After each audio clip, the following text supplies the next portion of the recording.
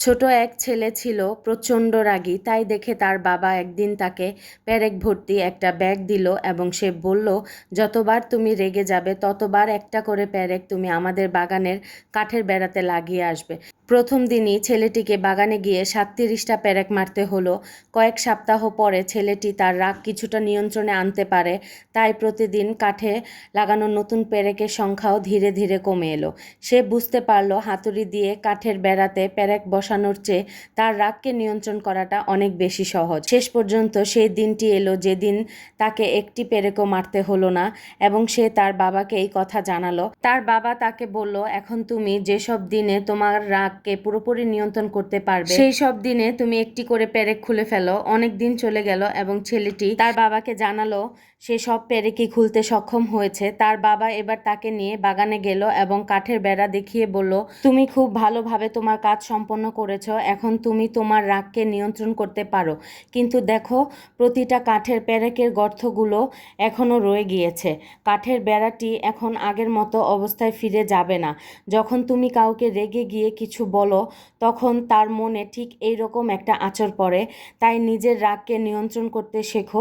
মানসিক ক্ষত অনেক সময় শারীরিক ক্ষতর চেয়েও অনেক বেশি ভয়ঙ্কর হয়ে যায়। এই গল্পটি থেকে আমরা এটাই শিক্ষা পাই যে ছোট বাচ্চাদের রাগ কিভাবে নিয়ন্ত্রণ করতে হয় বা নিজেদের রাগকেও কিভাবে নিয়ন্ত্রণ রাখতে হবে। কারণ রাগের মাথায় বলা প্রতিটা কথা একটা মানুষের শুধু মনকে না, তার শরীরকেও ক্ষতবিক্ষত করে দিতে পারে। হ্যালো এভরিওয়ান, আসসালামু আলাইকুম। সবাই কেমন আছেন? আশা করি সবাই খুব ভালো আছেন। আমি শীতুস ডেইলি লাইফ ব্লগ থেকে নিয়ে চলে আসলাম আজকে আরেকটি বড় ভিডিও নিয়ে।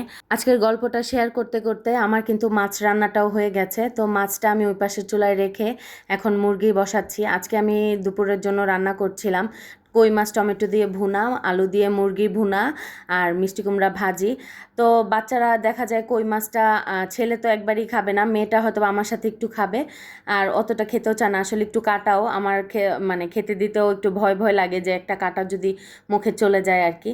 তো যাই হোক, আজকে একটা গল্প শেয়ার করলাম আপনাদের কাছে, অবশ্যই কিন্তু জানাবেন কেমন লাগলো।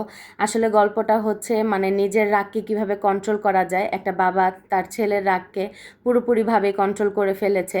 আসলে রাগের মাথায় করা প্রতিটা কাজ বা বলা প্রতিটা কথা মানুষের সামনের মানুষটাকে তছনছ করে দিতে পারে। আমাদের সেটা তখন রাগের মাথায় তো কোনো মানে হুঁশ ঠিকানা থাকে না। দেখা যায় আমরা কথা বলে ফেলি বা আমরা একটা কাজ করে ফেলি, কিন্তু সেই কাজটা বা সেই কথাটা যে কতদিন পর্যন্ত যাকে বলা হয়েছে বা যার সাথে সেই কাজটা হয়েছে কতদিন থাকবে আসলে সেটা কোনো নিশ্চয়তা নেই। তাই প্রতিটা মানুষেরই উচিত নিজের রাগটাকে একটু কন্ট্রোল করা বা রাগের মাথায় কারোর সাথে কোনো কথা না বলা বা মানে যার সাথে আপনার ঝগড়া হোক বা যাকে আপনি পছন্দ করেন না তার সাথে কথাটা যতটুকু পারা যায় একটু অ্যাভয়েড করাই মানে উত্তম। কারণ কি, দেখা যায় রাগের মাথা উল্টাপাল্টা কথা বের হয়ে আসবে, কিন্তু আমরা তো সেটা করি না আসলে। যখনকারটা তখনই করি।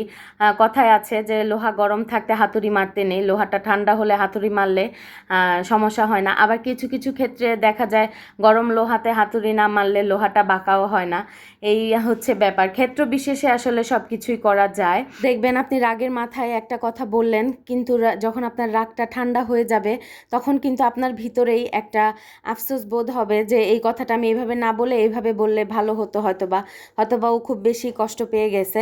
এই ফিলটা হয়, বিশেষ করে আমার হয় মাঝে মাঝে। কারণ আমার যখন রাগ উঠে যায় আসলে তখন আমার মাথা ঠিক থাকে না, আমি কখন কাকে কি বলে ফেলি। তো নিয়ন্ত্রণটা করতে পারি না। তবে ইদানিং আমি খুব চেষ্টা করছি যে আমার রাগটাকে আমি খুব কন্ট্রোল করতে। আশা করছি পারছিও, কিন্তু মাঝে মাঝে একবারই কন্ট্রোল থাকে না, বিশেষ করে যখন আম্মুর সাথে থাকি আর কি। কারণ মা তো যতই আঘাত করি না কেন দেখা যায় কিছুই বলবে না, তো বেশিরভাগ রাগটা আম্মুর সাথে হয়তো বা দেখানো হয়। যে কারো উপরে রাগ হোক না কেন দেখা যায় আম্মুর সাথে কথা হলে তার উপরে সব ঝাড়ি আর কি। যাই হোক, গল্প করতে করতে কথা বলতে বলতে রান্নাটাও কিন্তু কমপ্লিট হয়ে গিয়েছে। তো আশা করি আজকের রান্নাবান্নাগুলো আপনাদের কাছে অনেক ভালো লেগেছে। ভালো লেগে থাকলে অবশ্যই লাইক কমেন্ট শেয়ার করবেন। দেখা হবে অন্য কোনো ভিডিওতে। আল্লাহ হাফেজ।